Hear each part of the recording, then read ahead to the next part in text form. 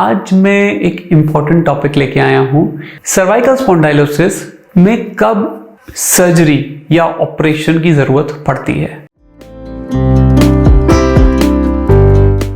Hi and welcome, मेरा नाम doctor Debashish Sharma है। मैं एक रीढ़ की हड्डी का विशेषज्ञ हूं और आज मैं एक इम्पॉर्टेंट टॉपिक लेके आया हूं। सर्वाइकल स्पॉन्डाइलोसिस में कब सर्जरी या ऑपरेशन की जरूरत पड़ती है। देखिए, ये बहुत ही जटिल सवाल है क्योंकि स्पॉन्डाइलोसिस का ट्रीटमेंट ज्यादातर कंजर्वेटिव है या फिर बिना किसी सर्जरी वाला है। ज़्यादातर पेशेंट जो मेरे पास आते हैं उनको हम दवाइयों से, फिजियोथेरेपी से, कभी कभी एक्सरसाइज, लाइफस्टाइल मॉडिफिकेशन से ठीक कर रहे होते हैं। स्पेशल केसेस में जिनको इन सब चीज़ों से रिजल्ट नहीं मिल रहा होता, उन केसेस को मैं कभी कभी स्पाइनल इंजेक्शंस भी लगाता हूँ और उससे भी अच्छा रिजल्ट पेशेंट को मिलता है। तो ऐसे बहुत सारे इलाज के पैटर्न्स हैं जिनको किया जा सकता है, जिनसे अच्छा इलाज पेशेंट को हम लोग मुहैया करा सकते हैं। पर क्या सारे पेशेंट ठीक हो जाएंगे बिना सर्जरी करे, ये कहना भी एक तरह से गलत होगा क्योंकि कुछ पेशेंट्स में सर्जरी की ज़रूरत पड़ती है। तो अब ये समझते हैं कि कौन से वो पेशेंट हो सकते हैं जिनको हमें उस कैटेगरी में डालना पड़ेगा जिनको सर्जरी चाहिए। हालांकि मैं फिर से बोलूं कि 80-90% केसेस बड़े आराम से दवाई, फिजियोथेरेपी, एक्सरसाइज और अलग अलग तरह की थेरेपी से ठीक हो जाते हैं।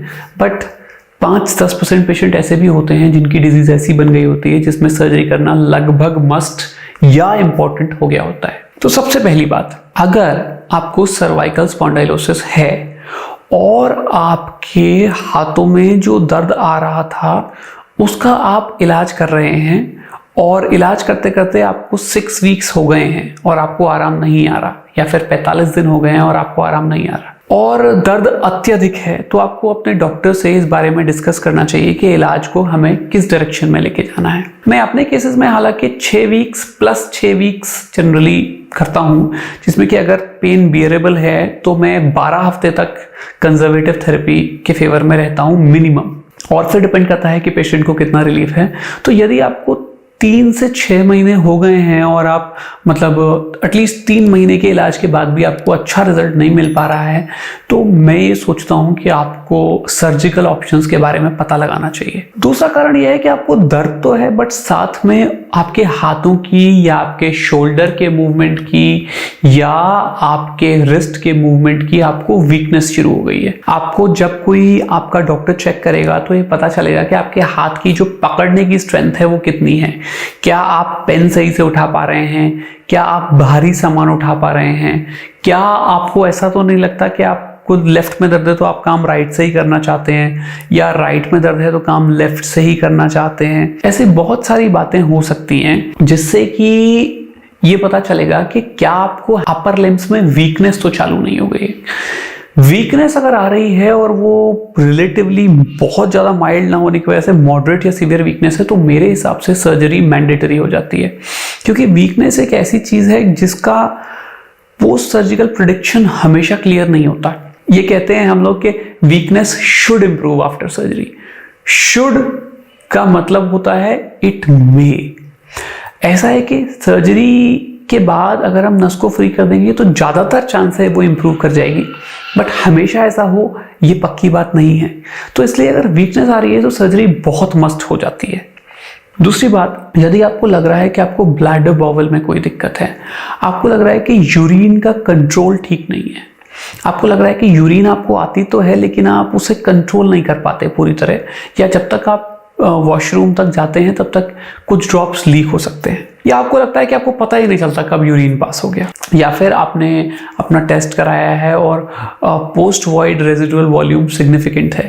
तो ऐसी कई सारी चीज़ें हो सकती हैं जिससे पता लगा सकता है कि कहीं आपको ब्लैडर बाउल में दिक्कत तो नहीं है।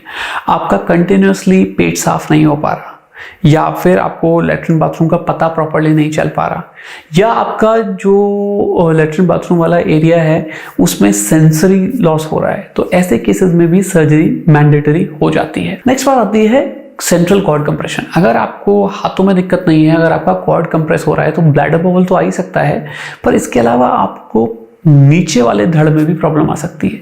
जैसे आपको आपके पैरों में कमजोरी आ सकती है, आपको आपके पैरों में कोऑर्डिनेशन की दिक्कत हो सकती है, आपको लगेगा कि आपका बैलेंस नहीं बन रहा, आपको लगेगा कि आपका जो पैर है वो प्रॉपर्ली कंट्रोल में नहीं है। स्पेशली आपको ऐसी फीलिंग तब आएगी कि जब आप ऐसी सतह पे चलेंगे जो कि ऊबड़ खाबड़ है, जैसे कि स्टेयर्स चलना या फिर ऐसी जमीन पे चलना जो बिल्कुल समतल या फिर फ्लैट नहीं है। अगर आप नॉन फ्लैट सरफेस पे स्टेप्स लेके नीचे उतर रहे हैं तो आपको लगेगा कि प्रॉपर बैलेंस नहीं बन रहा, आपको सपोर्ट लेने की जरूरत पड़ सकती है। अगर आपको पैरों में झटके लगते हैं, अगर आपको पैरों में ऐसा लगता है कि पैरों में कुछ अनकंट्रोल्ड फीलिंग आ रही है, ऐसे केसेस में तो ये सारी रीजंस जो मैंने लिस्ट किए, जैसे कि हाथों की वीकनेस, हाथों में कमजोरी, हाथों से सामान गिर जाना या फिर हाथों से सामान उठाने में कॉन्फिडेंस लूज होना, एक्सट्रीम हाथों में दर्द या सुन्नाहट जो कि दवाइयों से कंट्रोल ना हो रही हो, ब्लैडर बॉवल जो मैंने एक्सप्लेन किया वो, या फिर आपको जैसे मैंने बताया कि इनकोऑर्डिनेटेड मूवमेंट्स होना, खड़े ना हो पाना, व्हील चेयर बाउंड हो जाना, बस लेटरिन बाथरूम तक ही किसी तरह जा पाना, तो इस तरह की दिक्कतें आ रही हैं और आपको ये लग रहा है कि सर्वाइकल स्पाइन में नस पे दबाव काफ़ी सारा है जो कि एमआरआई और एक्सरे से कंफर्म हो रहा है, तो ऐसे केस में सर्जरी मस्ट हो जाती है। ऐसे केसेस में सर्जरी करना ज़रूरी इसलिए होता है क्योंकि सही सर्जरी ना करके जो डैमेज है उसको हम परमानेंट होने का रिस्क उठा सकते हैं। तो ये जो स्पेशल केसेस हैं, अगर ऐसा हो रहा है तो आपको सर्जरी के बारे में ज़रूर सोचना चाहिए और अपने स्पाइन सर्जन से इस बारे में डिस्कस करना चाहिए। आप अपने नियर बाय स्पाइन सर्जन से इस तरह की कोई दिक्कत हो रही है तो बात कर सकते हैं और जो आपको डिटेल में एग्जामिन करेंगे, न्यूरोलॉजी आपकी चेक करेंगे, आपकी पावर देखेंगे, आपसे डिटेल में पूछेंगे कि आपको क्या दिक्कत हो रही है, कैसे हो रही है, तो फिर ये बात क्लियर हो पाएगी कि आपकी रिपोर्ट में जो दिक्कत है वो मैच कर रही है आपके सिम्टम्स से और फिर हो सकता है वो आपको दवाइयाँ दें या फिजियोथेरेपी बताएं या कायरोप्रैक्टिस बताएं या हो सकता है वो आपको ये सलाह दें कि आपको सर्जरी की ज़रूरत है। और एक बात मैं और बताना चाहता हूँ कि यदि आपको सर्जरी बताई गई है तो उसमें भी ये स्टडीज़ में पाया गया है कि जब सर्जरी आपको बताई गई या जब आपको सर्जरी की टेक्निकल ज़रूरत थी उसको आपने बताने के कितने दिनों में कराया, इससे डिसीजन इससे पता चलेगा कि आपकी रिकवरी कितनी अच्छी होगी या कितना आपको फ़ायदा होगा। यदि आपको सर्जरी की जब ज़रूरत है उसके आपने कुछ दिन या कुछ हफ्ते या कुछ महीने में सर्जरी करी तो ज़्यादा फायदा होगा एज़ कम्पेयर टू आपने 6 महीने, साल भर, 2 साल बाद करी, क्योंकि इतने दिन में दिक्कत बढ़ती जाएगी और नर्व इतने दिन तक कंप्रेस रहेगी। अगर वो ज़्यादा दिन तक कंप्रेस रहेगी तो उसकी जो रिकवरी है वो अच्छी नहीं रहेगी। नर्व की रिकवरी बहुत कम होती है। ये ऐसा टिश्यू है जिसकी सबसे कम रिकवरी पूरी बॉडी में होती है।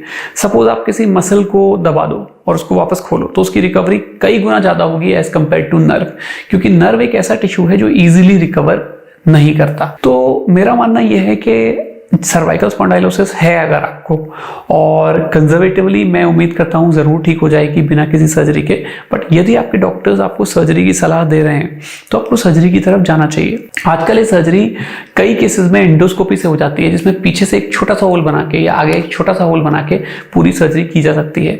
रेयर केसेस में इसको माइक्रोस्कोपी से भी बहुत अच्छा रिजल्ट दिया जा सकता है, जिसमें हम आगे से या पीछे से कर सकते हैं। और कुछ केसेस में जो कि कॉम्प्लेक्स केसेस होते हैं उसमें ओपन स्पाइन सर्जरी की ज़रूरत भी पड़ सकती है। तो ये डिपेंड करेगा कि आपके जो सर्जन हैं वो एंडोस्कोपी में ज़्यादा करना चाहते हैं, माइक्रोस्कोपी में करना चाहते हैं, ओपन में करना चाहते हैं। डिपेंड करता है कि आपके सर्जन किस चीज़ में ज़्यादा कंफर्टेबल हैं। तो आप अपने सर्जन से इस बारे में डिस्कस करिए, डिसाइड करिए और इलाज की तरफ आगे बढ़िए, क्योंकि सर्जरी अगर आपको ज़रूरत है तो उसका इलाज कुछ भी हो, लेकिन मैं ये समझाना चाहता हूँ कि वो डर बिल्कुल भी नहीं है।